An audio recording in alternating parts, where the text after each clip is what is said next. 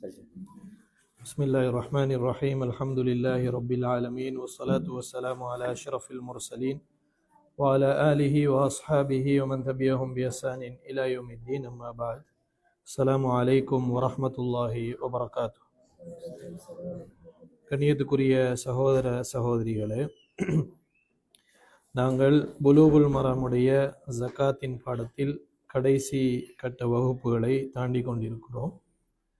அந்த அடிப்படையில் இந்த இறுதி வகுப்புகளில் நாங்கள் தேர்வு செய்து ஒரு சில தலைப்புகளை பேசி வருகிறோம். அந்த அடிப்படையில் இன்றைய தினம் கடன், ஜக்காத் இந்த இரண்டுக்கும் இடையில் நாங்கள் எப்படி அணுக வேண்டும், எப்படி மார்க்கத்திலே வழிகாட்டப்பட்டிருக்கிறது என்பது சம்பந்தமாக ஒரு சில வழிகாட்டல்களை இந்த இடத்திலே கூறுவது பொருத்தமாக இருக்கும் நினைக்கிறேன். அன்புள்ள சகோதர சகோதரிகளே, ஒருவர் இன்னொருவரிடமிருந்து கடனை வாங்கிவிட்டார் என்று சொன்னால், கடன் வாங்கியவர் ஜகாத்து கொடுக்க வேண்டுமா அப்படிங்கிற ஒரு விஷயம் அறிஞர்கள் மத்தியிலே பேசப்படுகிறது. பொதுவாக ஒருவர் கடனை வாங்கிவிட்டார் என்று சொன்னால், அந்த கடனில் வாங்கப்பட்ட அந்த கடனிலே இருந்து ஜகாத்தை கொடுக்க தேவையில்லை அப்படி என்பதுதான் சரியான நிலைப்பாடாக இருக்கிறது. ஆனால் அதை எப்படி நாங்கள் அணுக வேண்டும் என்று சொன்னால், ஒருவர் அதாவது கடனை பெற்றுவிட்டார் என்றால், முதலாவது அவரிடத்தில் இருக்கக்கூடிய அந்த எவ்வளவு கடன் வாங்கியிருக்கிறார் என்கிற அந்த மொத்தத்தை அவர் வைத்துக்கொள்ள வேண்டும். அதிலே இருந்து அந்த கடனுடைய அளவை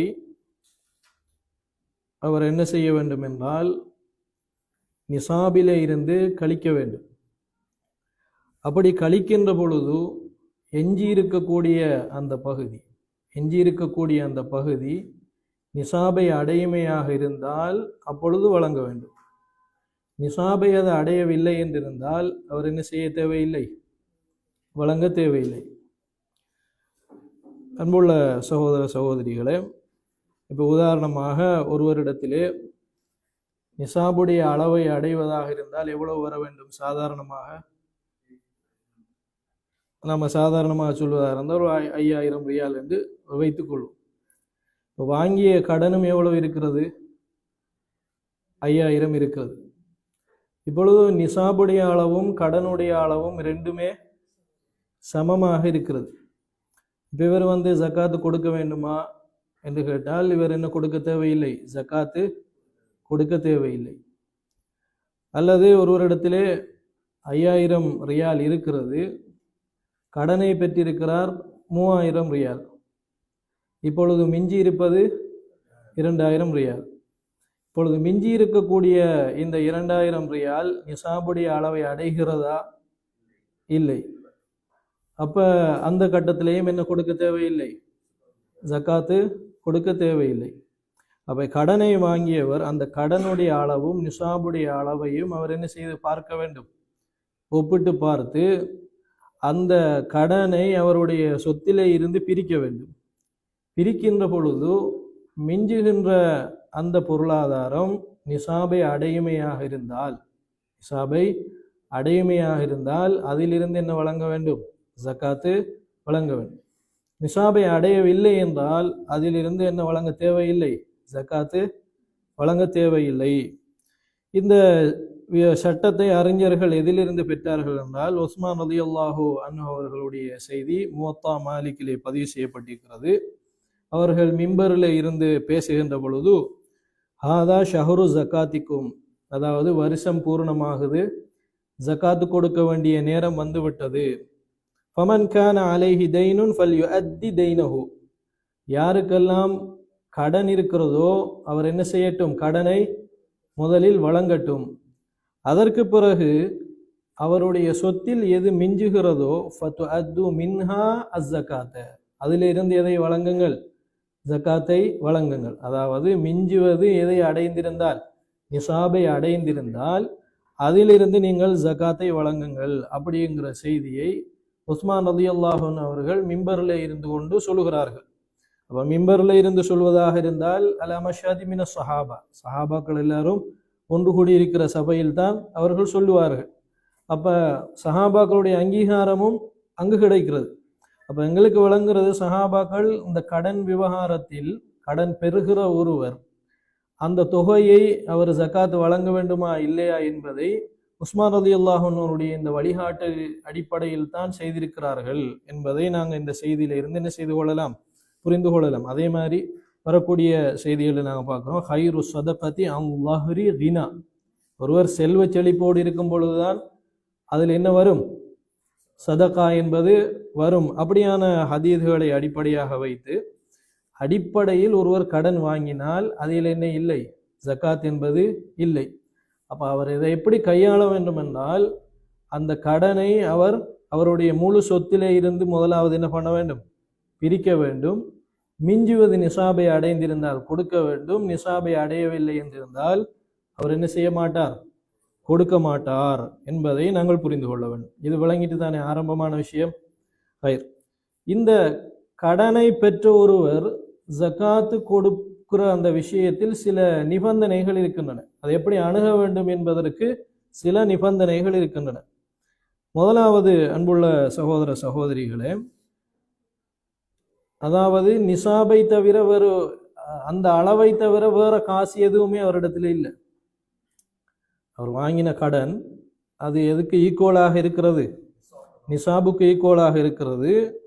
அதை தவிர நிறைவேற்றுவதற்கு அவருடைய கையில் வேறு எதுவும் இல்லாத ஒரு சிச்சுவேஷன் இருக்கிறது. அப்ப இவருக்கு ஜக்காத்து வருமா, இருக்குன்னு வரமாட்டாது, ஜக்காத்து வரமாட்டாது.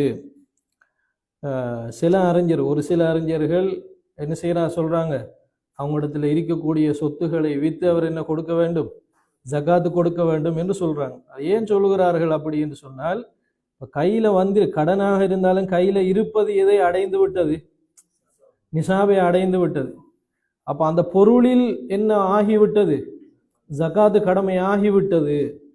அதனால் அவர் என்ன செய்ய வேண்டும் என்று சொன்னால், அவரிடத்தில் இருக்கக்கூடிய வேறு சொத்துக்களை விற்று அவர் ஜக்காத்து கொடுக்க வேண்டும் என்று சொல்லுகிறார்கள். ஆனால் அது பெரும்பான்மையான அறிஞர்களுடைய கருத்தாக இல்லை. அந்த அளவுக்கு ஒருவர் அடிப்படை தேவைக்கு கஷ்டப்படுகின்ற நேரத்தில் அவருக்கு அத்தியாவசியமான ஒரு பொருளை விற்று அவர் ஜக்காத்து கொடுக்க வேண்டும் என்பது இஸ்லாமிய ஷரியாவுடைய மகாசிதுக்கு பொருந்துவதாக இல்லை. அப்போ பொதுவாக பார்க்க வேண்டும், எடுத்த கடன் போக வேறு எதுவும் இல்லை நிறைவேற்றுறதுக்கு என்றால் அவருக்கு என்ன கிடையாது, ஜக்காத்து அதில் வராது என்பதை நாங்கள் புரிந்து கொள்ள வேண்டும். இரண்டாவது மிக முக்கியமான ஒரு நிபந்தனை, அதாவது ஜக்காத்து கடமையாகிவிட்டது. உதாரணமாக உங்களிடத்திலே 10,000 ரியால் இருந்து வருடம் பூர்த்தியாகிவிட்டது.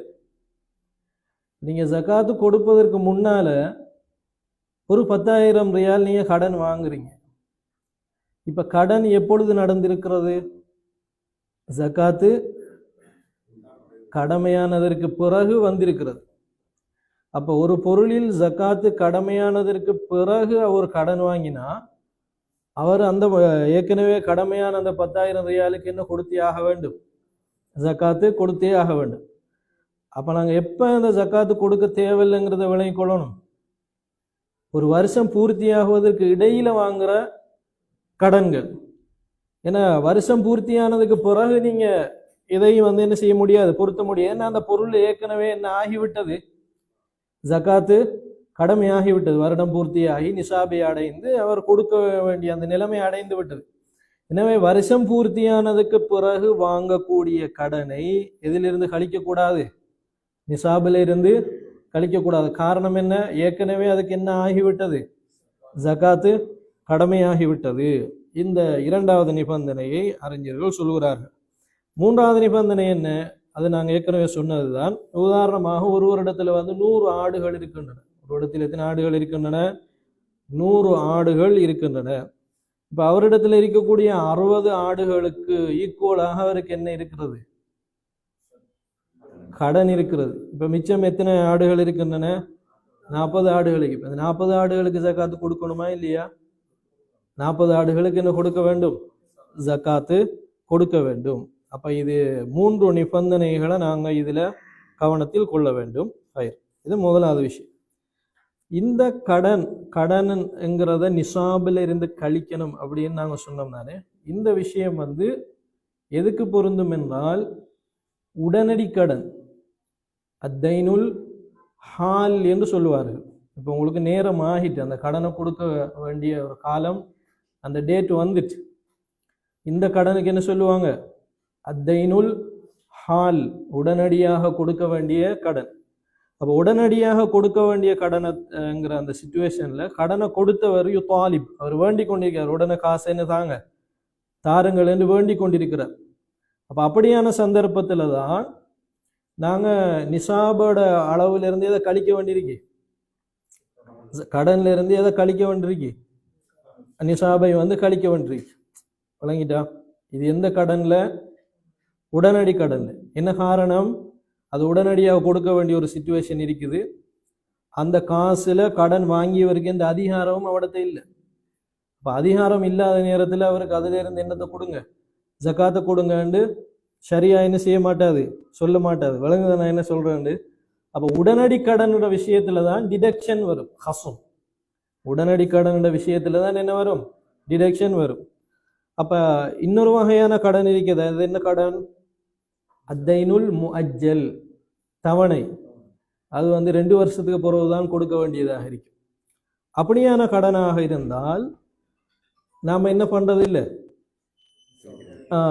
அதுல இருந்து கழிக்கக்கூடாது. இப்போ உதாரணமாக நீங்க ஒரு 20,000 ரியால் கடன் வாங்கிட்டீங்க. ஆனால் அதனுடைய தவணை எப்போதான் வருது? 2 வருஷத்துக்கு பிறகுதான் வருது. அப்போ நீங்கள் 20,000 கடன் ஆயிருக்கின்றோட்டு அதை டிடக்ஷன் பண்ணலாமா? ஏன்? நீங்கள் அதில் தாராளமாக செலவழிக்கிறீங்க. உங்களோட காசை போலேயே நீங்கள் அதை என்ன செய்றீங்க, பாவிக்கிறீங்க. கடன் தந்தவர் உங்களுக்கு எந்த ஒரு வற்புறுத்தலையும் அழுத்தத்தையும் அவர் என்ன பண்ணலை, தரலை. ஆனால் தைனுல் ஹாலில் நிலைமை வேறையா இல்லையா? உடனடி கடன்ல நிலைமை வேற. ஆனா தாமதமாக கொடுக்கிற கடனை பொறுத்த வரைக்கும் அதுல என்ன வரமாட்டாது, ஹசும் வரமாட்டாது. அப்ப அவர் எப்படி ஜக்காத்து கொடுக்க வேண்டும்? வாங்கின கடனா இருந்தாலும் அவர் எவ்வளவு வாங்கினாரோ அதுக்கு என்ன கொடுக்கணும், ஜக்காத்து கொடுக்கணும். விளங்கிட்ட என்ன சொல்றது? அது வாரம் நல்ல விஷயம், வாரம். இப்ப நாங்க பொதுவான முதலாவது அடிப்படையே சொல்றோம்.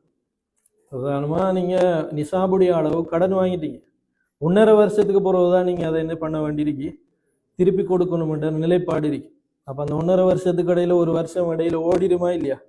அப்ப இடையில ஓடினால் அந்த நீங்க வாங்கின அந்த காசுக்கு ஹால அலைஹல் ஹவுலு, 1 வருஷம் என்ன பண்ணிட்டு பூர்த்தி ஆயிடுச்சு. அது உடனடி கடனும் அல்ல. அப்ப நீங்க அந்த 10,000 ரியாலுக்கும் என்ன கொடுக்க வேண்டி வரும், ஜக்காத்து கொடுக்க வேண்டி வரும். இதுல முதலாவது இந்த பிரிவினை வழங்கிக் கொள்ள வேண்டும். முதலாவது உடனடி கடனாக இருந்தால் டிடக்ஷன் பண்ணணும், தாமதமான கடனாக இருந்தால் எந்த டிடக்ஷனும் இல்லை. வாங்கின கடனுக்கு என்ன கொடுக்க வேண்டும், ஜக்காத்து கொடுக்க வேண்டும். இது ஆரம்பமான ஒரு விஷயம். சரி, இப்போ நாங்கள் வருவோம். அதாவது அக்சாத் இன்ஸ்டால்மெண்ட்ல கடன் வாங்கியிருப்பாங்க. ரசூலுல்லாஹ்வுடைய காலத்தில் இப்போ இருக்கிற மாதிரியான கடன் பெறுகின்ற முறையில் இருக்கல.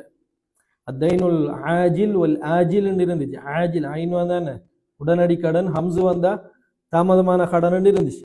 ஆனால் இப்போ வழங்கக்கூடிய கடன்கள் 2 வருஷம் 3 வருஷம் 10 வருஷம் 20-30 வருஷங்கள் இப்படியே அளவுக்கும் என்ன வழங்கப்படுகிறது. இப்போ சமகாலத்தில் கடன் வழங்கப்படுதா இல்லையா? உண்மையிலே சொல்ல போனால் இந்த சூரத், இந்த வடிவம் யாருடைய காலத்துல பிரபல்யமா இருக்கல, ரசூலுல்லாஹ்வுடைய காலத்துல பிரபல்யமா இருக்கல. எந்த அடிப்படையில கடன் வழங்குவது, இன்ஸ்டால்மெண்ட் அடிப்படையில கடன் வழங்குறது ரசூலுல்லாஹ்வுடைய காலத்துல பிரபல்யமா இருக்கல. அப்ப இது நாசிலான்னு சொல்லுவாங்க, ஃபிக்ஹ்ல வர புதிய சட்டங்கள். அப்ப இதுக்கு நாங்க எப்படி தீர்ப்பு சொல்லுவாங்கன்னு சொன்னால், உதாரணமாக முதலாவது ஒரு கடனை பார்ப்போம். துயூனுல் இஸ்கானியான்னு சொல்லுவாங்க. அதாவது ரியல் எஸ்டேட் லோனா, அத்தியூனுல் இஸ்கானியா. அரசாங்கம் என்ன செய்ய மாட்டால், நீங்கள் ஒரு வீடு வாங்குறதுக்காக வேண்டி அல்லது ஒரு வீடு கட்டுறதுக்காக வேண்டி ஒரு பெரிய தொகையை உங்களுக்கு கடனாக அதை என்ன செய்யும், தரும். அப்போ அதை நீங்கள் உடனடியாக என்ன பண்ண மாட்டீங்க, கட்டி முடிக்க மாட்டீங்க. பல வருஷ கணக்கில் கிஸ்தன், அது என்ன ஒவ்வொரு இன்ஸ்டால்மெண்டாக நீங்கள் கட்டி கட்டி என்ன பண்ணுவீங்க, முடிப்பீங்க. அப்ப இப்படி மாற நேரத்துல ஒரு வருஷம் பூர்ணமாகுது. மாசம் மாசம் இல்லை, மாசம் மாசம் அதுக்கு வராது. இப்ப நீங்க வாங்கின அந்த கடனுக்கு என்ன வருது என்றால் ஒரு வருஷம் பூர்ணம் அடையுது என்றால், இப்ப இதுல டிடெக்ஷன் இருக்கா என்றால் இது என்ன இல்லை, டிடெக்ஷன் இல்லை. ஏன்னா இந்த கடன் எந்த கடனுக்கு ஒப்பாகுது, அத்தைனுல் முஅஜ்ஜலுக்கு ஒப்பாகுது, முஅஜ்ஜலுக்கு ஒப்பாகுது. ஆனா ஜகாத்து வழங்கும் பொழுது அந்த கிஸ்து இருக்குதானே, அந்த ஒரு பங்கு, அந்த பங்கை மட்டும் என்ன பண்ணலாம், கழிச்சிக்கிறலாம். வழங்கிட்ட நிசாபில் இருந்து மொத்தமா என்ன பண்றல, கழிக்கிறல்ல.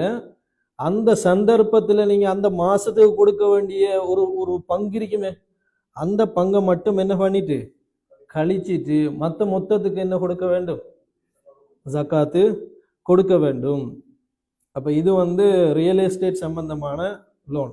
அப்படி யாராவது வாங்கியிருக்கிறாங்கன்னு சொன்னா அப்ப அவங்க பங்கு பங்காக அந்த கடனை அடைக்கக்கூடியவங்களாக இருப்பாங்கன்னா, வருஷம் பூர்ணம் அடைகின்ற பொழுது அவங்க வாங்கின முழு கடனுக்கும் கையில் இருக்கிற அந்த கடனுக்கு என்ன கொடுக்க வேண்டும், ஜகாத்து கொடுக்க வேண்டும்.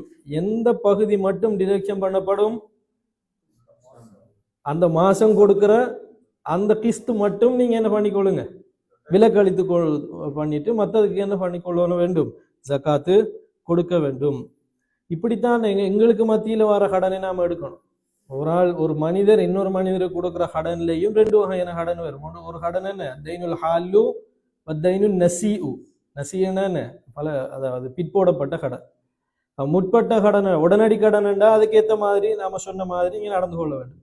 பிற்பட்ட கடன் சொன்னா அதுக்கேற்ற மாதிரி நம்ம பண்ணிக்கொள்ள வேண்டும், நடந்து கொள்ளும். நமக்கு இடையில வார கடன்களை அந்த வகையில நம்ம அணுக வேண்டும். அதே மாதிரி இன்னொன்று இருக்குது, இன்வெஸ்ட்மெண்ட் லோன் சொல்லுவாங்க.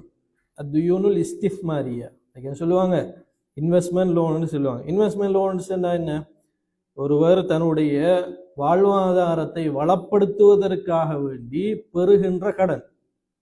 உதாரணமா உங்களுடைய கடையை நீங்க வளப்படுத்துவதற்காக வேண்டி பெறுகின்ற கடன். அப்ப இதுக்கு என்ன சொல்லுவாங்க, அத்யுனுல் இஸ்திஃப்மாரியான்னு சொல்லுவாங்க. அப்ப இந்த கடன் ஒரு பெரிய அளவுலாம் பெரும்பாலும் என்ன பண்ணுவாங்க, லட்சக்கணக்கில் அப்படியான ஒரு தொகையை தான் இன்வெஸ்ட் பண்ணுவதற்காக வேண்டி கடனாக பெறுவார்கள். இப்படி மாற நேரத்துல அதுல ரெண்டு விஷயங்கள் இருக்குது. ஒன்று, ஒருவர் அப்பதான் வியாபாரத்தை ஸ்டார்ட் பண்றாரு, அவர் பேசிக்கு அப்பதான் துவங்குது. அப்படி அவர் வியாபாரத்தை அப்பதான் ஸ்டார்ட் பண்றாரு, அவரோட ஹாஜத் அஸ்லியா, அவருடைய அடிப்படை தேவை நிறைவேற்றுவதற்காக ஒரு வியாபாரத்தை அவர் துவங்குகிறார். அப்படி என்று சொன்னால் இந்த கடன் உடனடி கடன் மாதிரி விளங்குதா, என்ன சொல்லுங்க. ஏன், அவர் வாழ்வாதாரத்தை டெவலப் பண்றதுக்காக வேண்டி அவர் வாங்குறார். அப்ப அவர் என்ன செய்ய வேண்டும் என்றால், அவரிடத்திற்கு மொத்த காசுல இருந்து அவர் வாங்கின அந்த இன்வெஸ்ட்மெண்ட் லோனை என்ன பண்ண வேண்டும், கழிக்க வேண்டும். ஏன் கழிக்கணும் நாம சொல்றோம், அவர் அடிப்படை தேவை. அவர் ஒரு வியாபாரத்தை துவங்கி அப்பதான் வாழ்வாதாரத்துக்கான ஸ்டார்ட் முஸ்தீப்பே அப்பதான் அவர் செய்யறார். இன்னொரு வகையா கடன் வாங்குறவங்க இருக்கு, அவங்க பெரிய மில்லியனர்களாக இருப்பாங்க. இன்னொரு பெரிய ப்ரொஜெக்ட் என்ன பண்ணுவதற்காக வேண்டி, தூங்குவதற்காக வேண்டி அப்படியான கடன் எடுக்கிறவங்க. அப்ப அவங்க ஹாஜத்துக்கு வாழ்வாதாரத்துக்கு வழி இல்லாம கடன் வாங்குறாங்க இல்ல. அப்ப அவங்கள சட்டம் எதை மாதிரி மாறும், அத்தைனுல் முஅஜ்ஜல் ஹைர். ஏன், அவங்க அந்த கடன் வாங்கினது கடன் வாங்கின மாதிரி ஒன்று இல்லை, அவங்களோட ஏற்கனவே ரெட்டிப்பாக இருக்கிறத இன்னும் மல்டிப்ளை பண்றதுக்காகத்தான் என்ன பண்ணிக்கிறாங்க, கடன் வாங்கியிருக்கிறாங்க. அப்ப அவங்க சொல்லுவாங்க அல் மதீனுல், அதாவது பாதில் என்று சொல்லுவாங்க, பணக்கார கடனாளிகள். அவங்க பணக்காரர்கள் ஆனா கடன் வாங்கிறீங்க. அப்படியானவங்க என்ன பண்ணுவாங்க என்றால், எந்த ஒரு டிடக்ஷனும் அவங்க என்ன பண்ண மாட்டார்கள். அவங்க வாங்கின மொத்த கடன்ல இருந்து அவங்க என்ன பண்ண வேண்டும், அது நிசாபை அடைந்திருந்தால் அதற்காக ஜக்காத்தை அவர்கள் வழங்க வேண்டும். இது ஒரு பகுதி. அதே மாதிரி இன்னொரு வகையான நவீன கால கடன்கள் இருக்குது. உதாரணமா ஒரு கார் வாங்குறதுக்காக வேண்டி ஏற்கனவே அவன் சொன்ன மாதிரி கடன் இது பண்ணுவாங்க, அப்படித்தானே. அப்ப அப்படியான நேரத்திலையும் நாம ரெண்டு வகையை பிரிக்கும். ஒன்னு என்ன, தேவைக்கு வாங்குறது இருக்குது, ஆடம்பரத்துக்கு வாங்குறது இருக்குது. தேவைக்கு வாங்கினாங்கன்னு சொன்னால் வாங்கின கடன்ல இருந்து இருக்கிற காசுல இருந்து நம்ம என்ன பண்ண வேண்டும், கழிக்க வேண்டும். அப்படி இல்லாம ஏற்கனவே ஒரு கார் இருக்கு, இன்னொரு காரை அவர் விரும்பி வாங்குறாரு அப்படின்னு சொன்னா அவர் எவ்வளவு வாங்கினாரோ அந்த மொத்தத்தில் இருந்து அவர் என்ன கொடுக்க வேண்டும், ஜகாத்து கொடுக்க வேண்டும் என்பதை நாங்கள் புரிந்து கொள்ள வேண்டும். இந்த மாதிரி 1008 கடன் முறைகள் இருக்கு. சங்கத்து கடன்கள் இருக்குது. அப்படியான வழிமுறைகள் இருக்குதானே. சங்கம் சில நேரம் ஒரு கூட்டாளிமார் சேர்ந்து என்ன பண்ணுவாங்க, ஒரு சங்கமா ஒன்று கூடுவாங்க. அவங்க ஒரு சந்தாவை அந்த சங்கத்துக்கு என்ன பண்ணிட்டு இருப்பாங்க, கட்டி கட்டி வருவாங்க. அப்ப அவங்களுக்கு அந்த பங்காளர்களுக்கு ஒரு உரிமை இருக்குது. அவங்களுக்கு ஒரு தேவை வந்துட்டால் அந்த சங்கத்துல சேர்ந்த பணத்துல இருந்து என்ன எடுப்பாங்க, கடன் எடுப்பாங்க. அந்த கடனை பிற்போடப்பட்ட கடனை அடிப்படையில் என்ன கொடுப்பாங்க, அதை நிறைவேற்றுவாங்க. அப்ப இதுக்கு என்ன சட்டம் வரும், இதுல டிடெக்ஷன் பண்ணலாமா, இதுல என்ன பண்ணக்கூடாது, டிடெக்ஷன் பண்ணக்கூடாது. அப்ப நீங்க எந்த கடனை எடுத்துக்கிட்டாலும் இந்த ரூலை வச்சுக்க, இந்த காயிதாவை நீங்க வச்சுக்கிட்டீங்கன்னு சொன்னால் எந்த பிரச்சனைக்கும் உங்களுக்கு இன்ஷா அல்லாஹ் என்ன காண முடியும், தீர்வு காணும். அது உடனடி கடனா பிற்போடப்பட்ட கடனா, பங்கு பங்காக கட்டுகிற கடனாக இருந்தா ஜகாத்து கொடுக்கிற நேரத்துல மட்டும் அந்த பங்கை மட்டும் நாங்க என்ன பண்ணிக்கொள்ள வேண்டும், கழிச்சு கொள்ள வேண்டும். விளங்கிட்டு தானே. இதுதான் கடனுக்குரிய அடிப்படை. இன்னொரு கடன் இருக்குது, அல்லாஹ்வுக்கு நாங்க செய்ய வேண்டிய கடன். அது என்ன கடன், அல்லாஹ்வுக்கு நாங்க செய்ய வேண்டிய கடன். அல்லாஹ்வுக்கு நாங்க கடன் கொடுக்குறேன் அப்படி இல்லையே, அல்லாஹ்வுடைய ஹக்குல எங்களுக்கு கடமைப்பட்டிருக்கிற கடன்.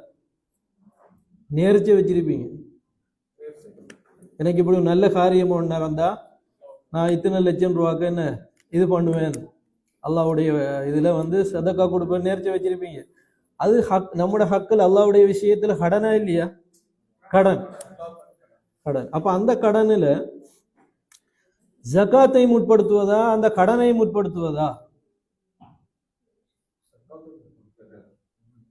ஜகாத்துங்கிறது நம்மளோட பொருளாதாரத்துல கடமையா இருக்குது. இப்ப நாங்க அல்லாஹ்வுக்குண்டு ஒரு நேர்ச்சியை வச்சு நம்ம கொடுப்பதாக என்ன பண்ணிட்டோம், நேர்ச்சியை வச்சிட்டோம். இப்ப நாங்க அதை ஜகாத்து அதுல இருந்து கொடுப்பதா இல்ல அல்லாஹ்வுக்கு நாங்க செஞ்ச அந்த ஹக்குக்கான கடனை நிறைவேற்றுவதா என்று கேட்டால் அல்லாஹ்வுக்காக அந்த ஹக்கை தான் நம்ம நிறைவேற்றணும். அதுல இருந்து நாங்க என்ன கொடுக்கறல்ல, ஜகாத்து கொடுக்கறல்ல. அதற்கு ஆதாரமாக அறிஞர்கள் என்ன சொன்னாங்கன்றால், புகாரியில வரக்கூடிய செய்தி, ஹஜ்ஜி சம்பந்தமான செய்தி. ஜுஹைனா கோத்திரத்து ஒரு பெண்மணி நபிகள் நாயகம் ஸல்லல்லாஹு அலைஹி வஸல்லம் அவர்களிடத்திலே, இன்ன உம்மி நதர தன் தஹுஜ்ஜ, அல்லாஹ்வுடைய தூதரே என்னுடைய தாய் ஹஜ்ஜி செய்வதாக என்ன பண்ணிருக்கா, நேர்ச்சை வச்சுட்டா. ஃபலம் தஹுஜ்ஜ ஹத்தா மாத்தத், மௌத்தாகும் வரைக்கும் அவன் என்ன பண்ணல, ஹஜ்ஜி செய்யல. அப்ப ஹுஜ் அன்ஹா, அவங்களுக்காக நான் என்ன பண்ணலாமா, ஹஜ்ஜை செய்யலாமான்னு கேட்டோம். நாம் ஹுஜ்ஜி அன்ஹா, கட்டாயம் நீங்க என்ன பண்ணுங்க, அவங்களுக்காக ஹஜ்ஜி செய்யுங்க என்று சொல்லி போட்டு ரசூலுல்லாஹ் என்ன சொல்றாங்க, உங்களுக்கு தெரிஞ்ச செய்தி. ரஅய்தி லவ் கான அலா உம்மிகி தைனுன், உன்னுடைய தாய்க்கு ஒரு கடன் இருந்தால் குந்தி காலியா, நீ அதை நிறைவேற்ற மாட்டியா.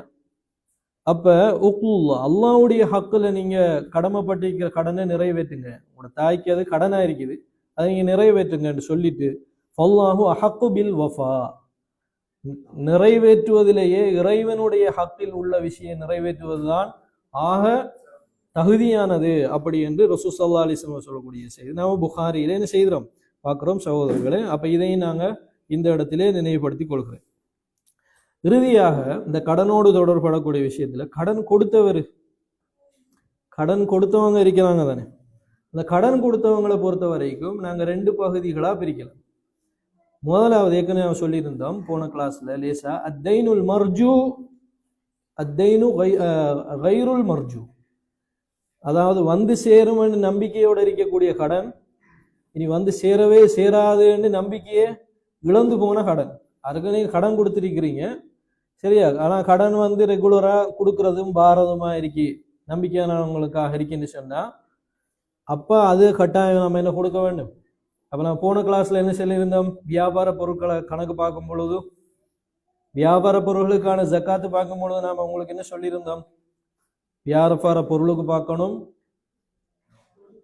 லாபத்துக்கு பார்க்கணும், மூணாவது என்ன சொன்னோம், வரவேண்டிய கடன், நாளைக்கு வந்துடும் நாளையண்டைக்கு வந்துடும் என்கிற கடன். அந்த கடன் இந்த வருஷத்துல உங்களுக்கு கிடைச்சது, இந்த வருஷ உழைப்பில் உங்களுக்கு கிடைச்சதா இல்லையா. இப்ப அந்த கடன் இன்னொருடைய கையில இருக்குது.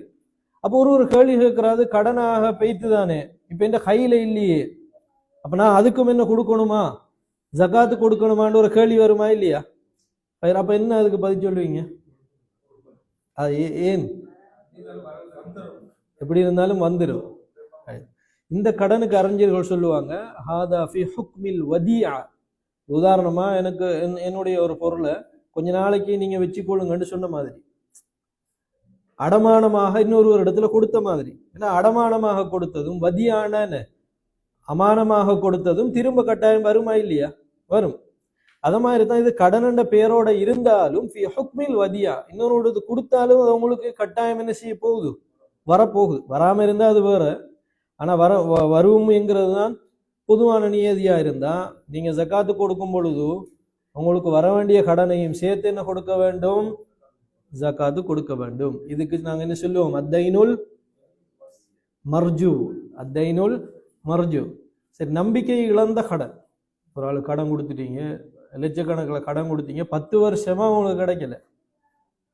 10 வருஷமா உங்களுக்கு கிடைக்கலனால ஒவ்வொரு வருஷமும் அதுல ஜக்காத்து கடமையாயிட்டே இருக்குமா இல்லையா? சும்மா நான் கேட்கிறேன். ஒவ்வொரு வருஷம், இந்த வருஷம் நீங்க கொடுக்க வேண்டியது கொடுபடலை, வார வருஷம் அது கையில வந்து சேரல, 10 வருஷமா அதுக்கு ரொட்டேஷன்ல ஒவ்வொரு வருஷமும் கையில இருந்தா ஜக்காத்து கடமையாகுமா இல்லையா? கொடுத்த பொருளுக்கு திரும்ப திரும்ப கொடுக்கணுமா இல்லையா? அப்ப இந்த சந்தர்ப்பத்துல 10 வருஷத்துக்கு பிறகு ஒருவர் வந்து நீங்க கொடுத்த கடனை கொண்டு வந்து திருப்ப தாராரு. அப்ப நீங்க எப்படி இதுக்கு ஜக்காத்து கொடுக்கணும்? 10 வருஷத்துக்கு சேர்த்து கொடுக்கணுமா என்றா இல்ல. அப்ப எப்படி கொடுக்கணும்? அந்த தந்த டைமு கொடுக்கணும். அது எந்த வருஷத்துல அந்த கடனை பெற்றாரோ அந்த வருஷம் அந்த வருஷத்துக்காக அவர் என்ன கொடுக்க வேண்டும்? ஜக்காத்து கொடுத்தால் சரி. அப்ப அவர் என்ன பண்ண தேவையில்லை மொத்தமாக. அது காரணம் என்ன? அந்த பணத்தை வந்து தன்னுடைய அதிகாரம் அந்த 10 வருஷம் இழந்து போயிடுச்சு. அப்ப நம்ம ஆரம்ப கிளாஸ்ல படிச்சிருக்கோம், ஒருவர் ஜக்காத்து கொடுப்பதா இருந்தால் மில்கியத்து முக்கியம்னு நாங்க படிச்சிருக்கோம். மில்கியத்துனா என்ன? அந்த பொருளின் மீது அவருக்கு என்ன இருக்க வேண்டும்? அந்த அதிகாரம் இருக்கணும். இந்த அதிகாரம் இடத்துல இல்லாம போகும். அதனால நீங்க கொடுத்த கடன் திரும்ப வரலன்னா அதை பத்தி நம்ம என்ன பண்ண தேவையில்லை, கவலைப்பட தேவையில்லை. ஆனா வந்து சேர்ந்தா அதுக்காக அந்த சேர்ற டைம்ல மட்டும் நாம என்ன கொடுத்தா சரி, ஜக்காத்து கொடுத்தால் சரி. கடைசியா நேரம் முடிஞ்சிட்டு கடைசியான ஒரு முக்கியமான ஒரு விஷயம், அதாவது இப்ப ஜக்காத்து கடனாக கொடுக்கக்கூடிய கிஸ்தன இன்ஸ்டால்மெண்ட்ல கொடுக்கக்கூடிய பெரிய பெரிய நிறுவனங்கள் எல்லாம் இருக்குது. அப்ப அவங்க என்ன கொடுப்பாங்க? 50 லட்சம் ரூபா ஒரு பெறுமதியான ஒரு இதை கொடுத்துருவாங்க, ஒரு பொருளை வித்துருவாங்கன்னு வச்சுக்கோமே. அப்ப அதுக்கு எத்தனை? 50 லட்சம் ரூபாய் இருக்கு. ஆனா அந்த கடன் வந்து இவருக்கு எப்படித்தான் வந்து சேரப்போகுது? பங்கு பங்கா தான் வந்து சேரப்போகுது. ஆனா அந்த 50 லட்சம் ரூபாவும் யார காசு? அந்த வெலுவேஷன் யார காசு? இவருடையதா இல்லையா? அப்ப இவர் எப்படி 50 லட்சம் ரூபாயும் ஜக்காத்து கொடுக்கிறதா அப்படின்னு வரும் பொழுது நான் தேடி பார்த்த வகையில நிறைய அறிஞர்கள் வந்து இதுக்கு எப்படி சொல்றாங்கன்னா, 50 லட்சம் ரூபாய்க்கும் மொத்தமா ஒரு வருஷம் கொடுத்தா எல்லா கம்பெனிகளும் எதா போய்த்திரும், முஃப்லிஸா போய்த்திரும், சரியா, திவால் அடைஞ்சிடும். அப்ப என்னென்றால் வந்து முதலாவது வருஷம், உதாரணம் 50 லட்சம் ரூபா அப்படி சொன்னால் முதலாவது அந்த 50 லட்சம் ரூபாய்க்கு முதலாவது வருஷத்துக்கு அவர் ஜக்காத்து கொடுப்பார், சரியா. இப்ப 10 லட்சம் ரூபா வருஷம் முடிவில் வந்து சேர்ந்துடும். இப்ப அடுத்த வருஷம் ஜக்காத்து கொடுக்கும் பொழுது வந்து 10 லட்சம் ரூபா கழிச்சிடணும். கழிச்சிட்டு மீதம் எத்தனை லட்சம் ரூபா இருக்குது? 40 லட்சம் ரூபா இருக்கு. 2வது வருஷம் அந்த கொடுத்தோன்னா அப்ப 50 லட்சம் ரூபா இப்ப எவ்வளவு கழிஞ்சிட்டு? 20 லட்சம் ரூபா கழிஞ்சிட்டு. அப்ப இவர் எவ்வளவு ஜக்காத்து கொடுக்கணும்? 30 லட்சம் ரூபா கொடுக்கும். அப்படியே ஒவ்வொரு வருஷமா இவருக்கு அந்த இன்ஸ்டால்மெண்ட் வந்து சேர சேர அவர் அதுல இருந்து மொத்தத்துல இருந்து அவர் என்ன செஞ்சுட்டு வருவார்? வருஷத்துல கழிச்சு வருவார். அதுல அந்த வியாபாரத்துல லாபம் கிடைச்சா அந்த ஒவ்வொரு வருஷம் அந்த லாபத்தையும் சேர்த்துக்கணும். அஸ்லுத்தைன் உதாரணமாக 10 லட்சம், வார லாபம் 5,000 5000 சொன்னால் அப்ப இப்ப எவ்வளவு கொடுக்கணும் ஜக்காத்து? 10 லட்சத்துக்கும் 5000த்துக்கும் சேர்த்து கொடுக்கணும். அப்படி வரும். அந்த வருஷமும் கடனும் லாபம் முடிஞ்சு அது முடிஞ்சு ஹலாஸ். அதுக்கப்புறம் நாங்க திரும்பி 2வது வருஷத்துக்கு வரணும். 2வது வருஷத்துல உதாரணமா 20 லட்சம் ரூபா இருக்கு சொன்னால் அந்த 20 லட்சம் ரூபாய்க்கும் அந்த வருஷத்துல வர லாபத்தையும் சேர்த்து நீங்க என்ன கொடுக்கணும்? ஜக்காத்து கொடுக்கணும். அப்போ இடத்துல வந்து ஜக்காத்து கொடுக்கப்படுறாக்களுக்கும் பிரச்சனை இல்லை, கொடுக்குறாக்களுக்கும் என்ன வரமாட்டா, நஷ்டம் வரமாட்டா அப்படிங்கிறதை அறிஞர்கள் என்ன செய்திருக்கிறாங்க, சொல்லியிருக்கிறாங்க. இதுதான் ஜக்காத்து சம்பந்தமான பொதுவான விதி. இந்த ஜக்காத்துல இந்த கடன் சம்பந்தமான பிரச்சனையில நிறைய என்ன இருக்குது, தஃசீலாத்துகள், அதிகமான விளக்கங்கள் இருக்குது. ஆனால் தொகுத்த வகையில் அறிஞர்கள் இந்த கேட்டகரிக்குள்ளான என்ன சொல்லிக்கிறாங்க, இந்த கடன் விவகாரத்தை அணுகுவதா சொல்லிக்கிறாங்க. அப்ப நாங்க சுருக்கமா சொல்லி முடிப்பதா இருந்தா, முதலாவது விதி என்ன, கடனை வாங்கிட்டாரு ஒருவர், மாஷா அல்லாஹ், அதுக்கு நாங்க என்ன சொல்றோம், அத்தைனுல் அல்ஹால். அத்தைனுல் ஹாலா இருந்தா ஜகாத்து கொடுக்கும் பொழுது கடனை மொத்த காசுல இருந்து என்ன பண்ணணும், கழிக்கணும். கழிச்சிட்டு மிஞ்சிறது நிசாபை அடைந்தால் ஜக்காத், நிசாபை அடையலண்டா என்ன இல்லை, ஜக்காத் இல்லை. என்னென்ன நிபந்தனை இதுக்கு நாங்க சொன்னோம்,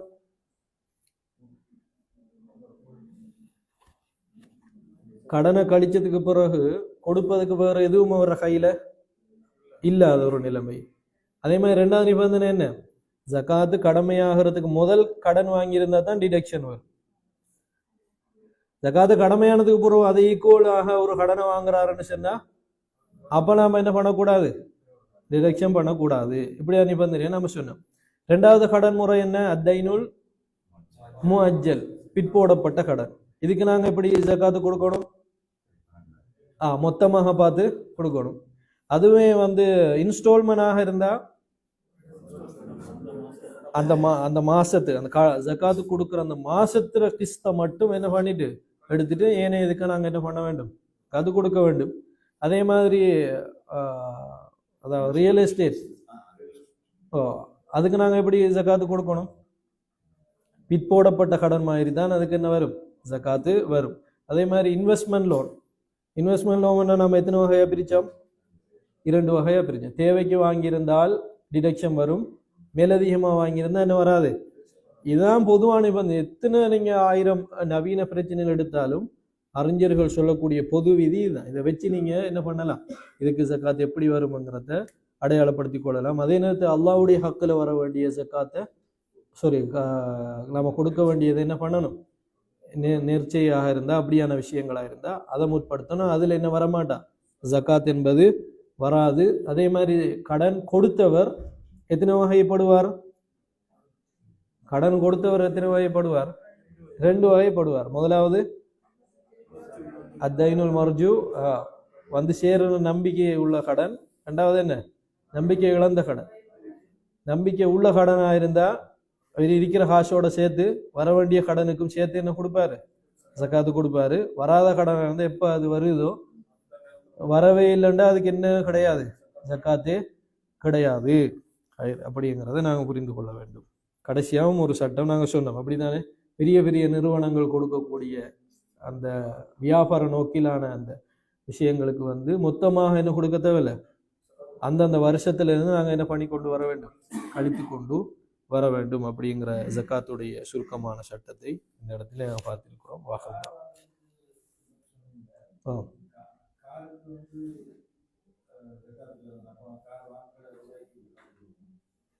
வளங்கல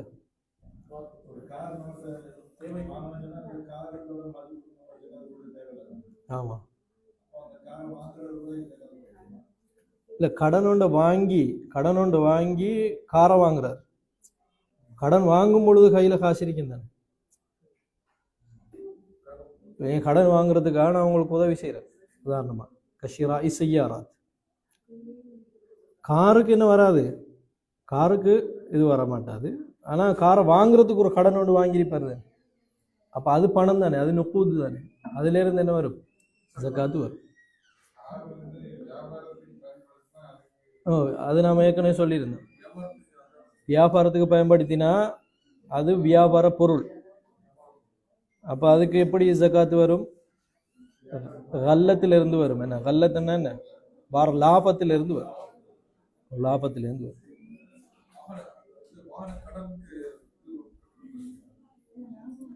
இன்ஸ்டால்மெண்ட். ஆமா, காரை வாங்கி நீங்க ஓட்டுறீங்க, ஆனா ஷரிக்காக்கு நீங்க தானே காசு கொடுக்குறீங்க, அப்படி ஒன்று வருது தானே. அவங்க இத்தனை லட்சம் வித்திருப்பாங்க தானே, 40 லட்சம் 50 லட்சம்.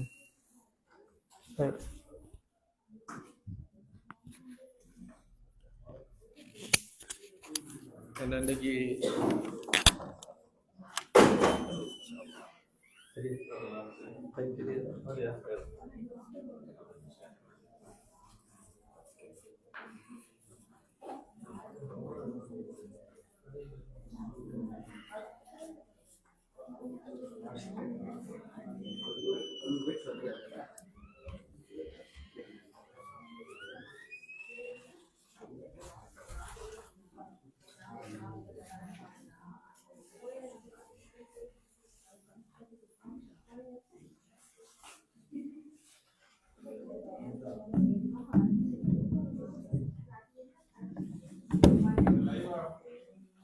லைவ் போயிட்டு இருக்கா?